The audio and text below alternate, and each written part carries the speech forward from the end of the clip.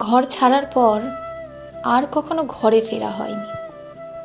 এই তো সেদিন বাড়ি গেলাম। যে জলটা ছোট থেকে খেয়ে বড় হয়েছি, আজকাল সেই জলের টেস্টটাই দেখছি অড লাগছে। কাজের ব্যস্ততায় কখনো খেয়ালই করিনি ঘরের কত পুরনো জিনিস বাদ গেছে আর নতুন জিনিস এসেছে।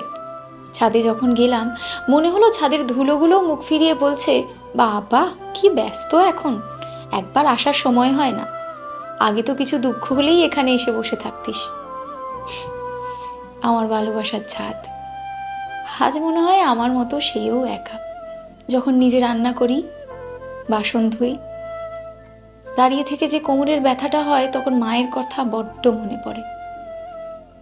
মনে পড়ে। মাঝে মাঝে মাকে বলতাম, সারাদিন কি করো, সময় কোথায় যায়। যাওয়ার পর থেকেই মা বাবা যেন কেমন একটা ব্যস্ত হয়ে উঠলো। এই খাবার ওই